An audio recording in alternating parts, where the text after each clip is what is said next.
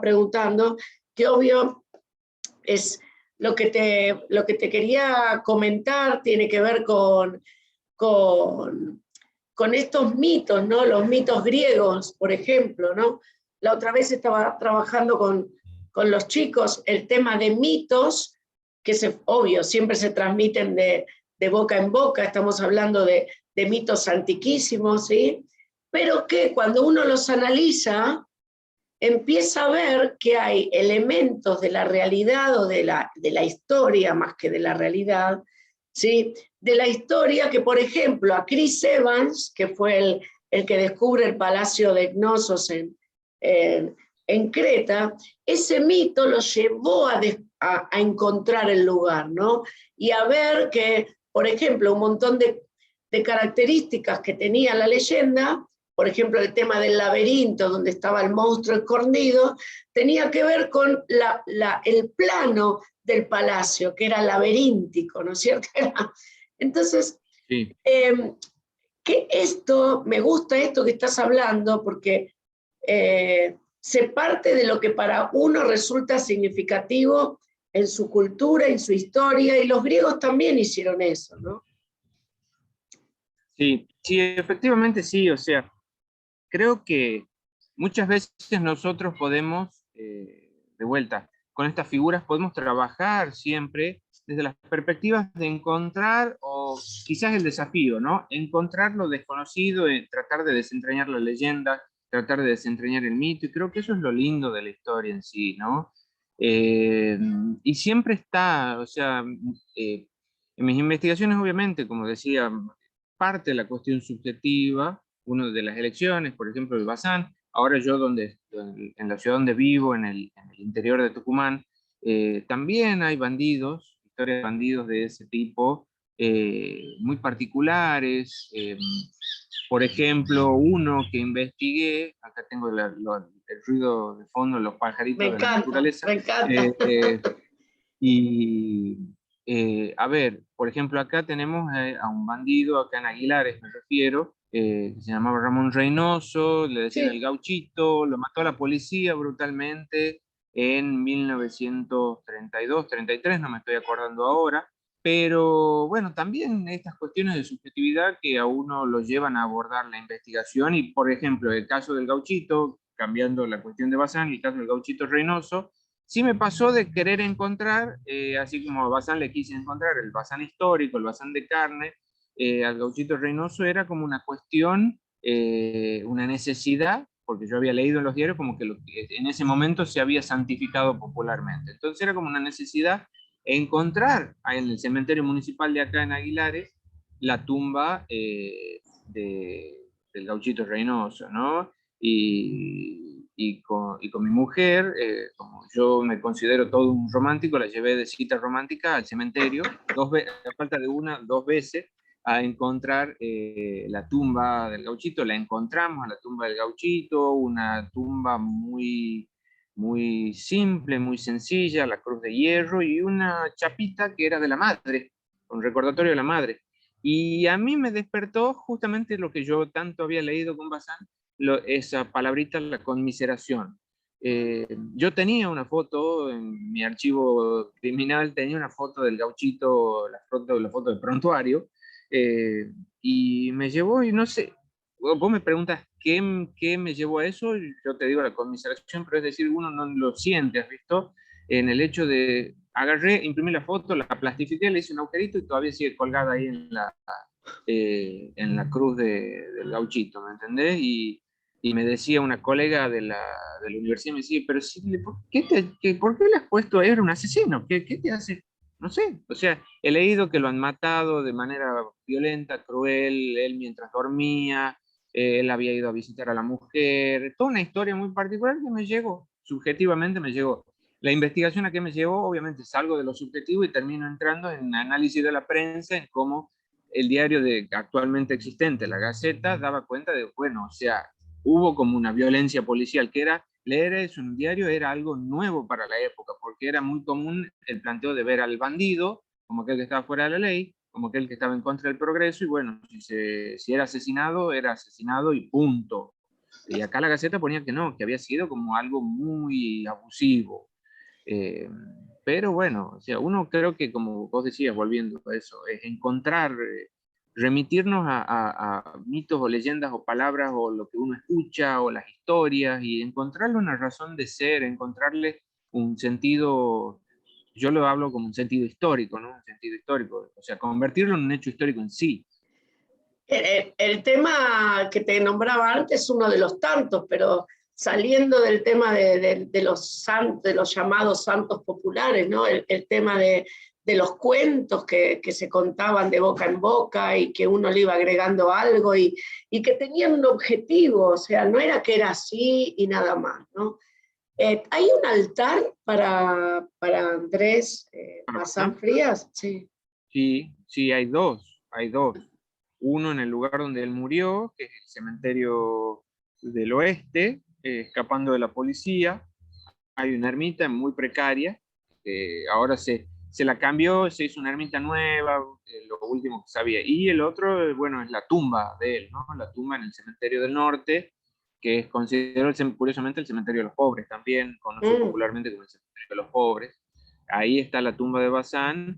Y sí, o sea, la idea donde la gente va a dejarle los exvotos, como se dice de manera correcta, o las ofrendas, es ahora un culto distinto quizás al que era en su momento. O sea, yo también hice un seguimiento, era un culto bastante masivo, que se fue perdiendo con el correr de los años, y hoy en día sí es más que nada un culto de todas aquellas personas que tienen problemas con la ley, ¿no?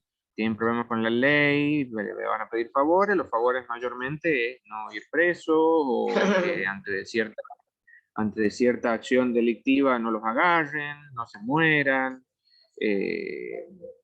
Más que nada ese va por ahí ahora el culto, ¿no? Antes no, antes cuando yo empecé mis investigaciones se lo consideraba también milagroso. Me acuerdo ahora, por decirte, hace muchos, muchos años cuando empecé, ya estaba en la facultad, justo me di con un fiel de Bazán Frías y que contaba de cómo había llegado un chico que lo traía el padre en un carrito, en un carrito de manzanas porque no podía caminar, me acuerdo que decía, y le puso los pies en la tumba de Bazán y el chico después, hoy en día, camina y que...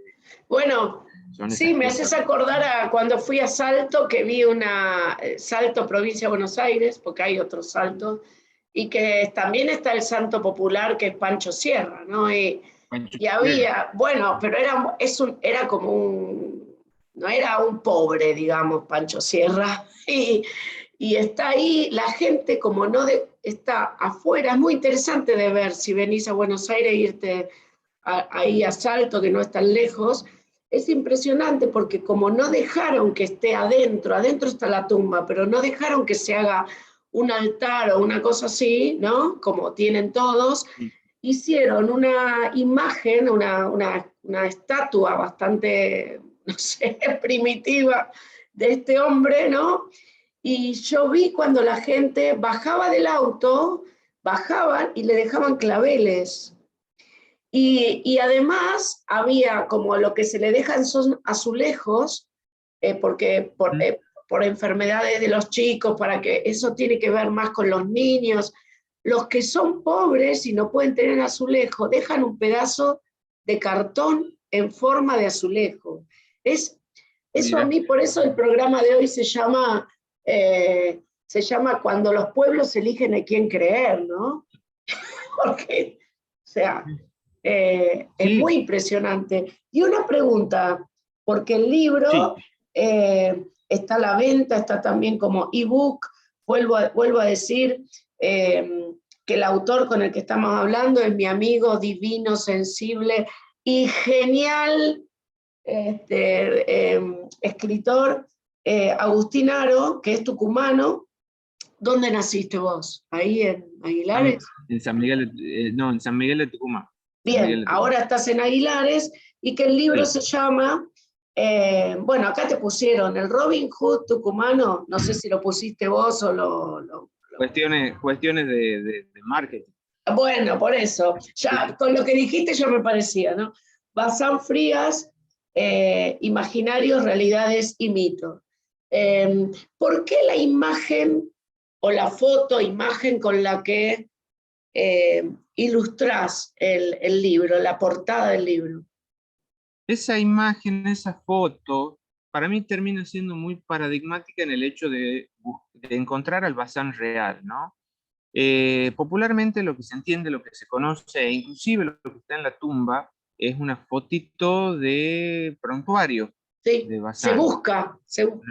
Sí, es una fotito del prontuario de Bazán. Y esta foto, la que es la portada del libro, es una foto de un hecho que comete Bazán, de vuelta, que no se sabe si es él o el cómplice, el asesino de un oficial de policía, en donde lo golpean bastante fuerte a Bazán. Y es una foto que está en el diario, era muy chiquita, muy, muy chiquita, de él en el Hospital Padilla, en San Miguel de Tucumán. Le estaban haciendo las curaciones previo a llevarlo a la cárcel. En el año 32, en la nota que decía que había encontrado yo, donde se lo recordaba a Bazán, es como que el diario hizo esa foto en grandes proporciones. Y bueno, ahí la encontré, pero lo que para mí tiene mucha significatividad, porque quizás yo muchas veces en mi cabeza, en la subjetividad, termino asociando la foto del prontuario a ese Bazán de Claro, leyenda. claro. Y esa foto es un Bazán que no se conoce, es el Bazán real. Eh, Sufriente, si se quiere, doliente, golpeado, azotado por la policía y por la vida misma, ¿no? Sí, me parece Es eso. maravilloso que hagas eso, no me extraña, pero es distinto a lo que en general se hace, ¿no?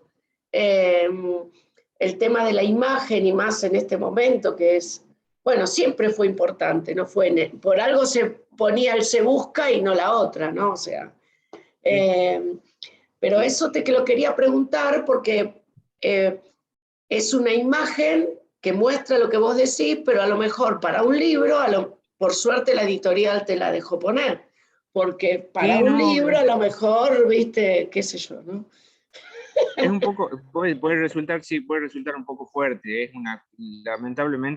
lamentablemente para quien se inserta en el mundo de estudiar el mundo del crimen en la primera mitad del siglo XX, de la prensa es muy común encontrar una serie de fotos que la de Bazán es una de las más suavecita, si se quiere, de todo lo que yo tengo en mi archivo. Uno encuentra cosas en la prensa que al día de hoy sería imposible, totalmente imposible verlas. Cosas muy, muy cruentas, muy fuertes, muy macabras, en cosas que uno se pone a pensar salían en los diarios todos los días. Tiene un sentido, Estaba obviamente. pensando, Sí, perdóname que te interrumpa, perdóname, ¿eh? Estaba tiene un pensando en sentido. que el otro día Facebook me avisó si yo quería seguir, me había tapado la imagen y yo no había puesto nada. O sea, pero en el título decía algo así como la muerte de no sé cuánto, y como ellos no están analizando, es una máquina, qué sé yo, me Sí, la borraron, me le pusieron el claro, borroncito arriba. Ese. claro. Claro, no, no, obviamente. Y a ver, era una cuestión muy común para la prensa de la época, en donde más allá de lo que es la venta, también tiene un sentido en las relaciones de poder, ¿no? O sea, la prensa como creadora de la opinión pública, que dependía de gobiernos conservadores, de gobiernos radicales, lo que entiende y lo que busca justamente es crear una imagen de progreso, una imagen de modernidad, en donde muchas veces estos bandidos como Bazán y tantos otros vienen a aparecer como el retraso, ¿no? Como el ir hacia atrás, no es la Uh-huh. modernidad, no es el progreso, sino que son todas esas personas que no tratan, que no siguen, en el sentido más clásico, no siguen con lo que se considera un orden establecido. Sí, hablando, como estamos hablando también de Malverde, que es uno de mis ídolos santos populares mexicanos, ¿no? Que también la idea esta de progreso, que también estuvo, no era solo en Argentina, era en toda América Latina, Toda América Latina. orden y progreso, ¿no? Entonces, el orden era lo militar y el progreso vendría a partir de ellos. Pero ahí aparece también esa idea de Malverde, Porfirio Díaz, ¿no? En esa época, Malverde como el contraprogreso, diríamos hoy, ¿no? En esa época, ¿no? Se hablaba así. ¿Sí? Pero es muy interesante. Ay, Agustín, me quedaría 1000 horas hablando con vos, pero bueno, vamos ahora cuando difundamos después, porque este programa se escucha en vivo, después diferido, vamos a poner otra vez el libro, porque es un libro que hay que leer. Sé de tu trabajo y además eso que vos dijiste antes, ¿no? De tu fidelidad con lo que trabajás, ¿no? Es eso, partir de lo que a uno le resulta significativo, y no se puede estudiar una parte de la historia del siglo pasado de Tucumán o de Argentina, o de toda Argentina, de provincia, qué sé yo, con el Gauchito Gil por un lado, ¿no? Sin estas personas, ¿no? Porque es lo que en realidad la gente elegía y eligen que creer, Sí, ¿no? totalmente, totalmente, eso es así, eso es así, eso es así, Eh, totalmente. Bueno, te queremos agradecer y bueno, como no tenemos todo el tiempo, pero me parece que lo que contaste es muy interesante. Y bueno, a comprar el libro de Agustinaro. ¿Mm? Bueno, muchas gracias. No, gracias a vos, un besote. Nos Un beso. vemos. Nos Beso. vemos. Chau.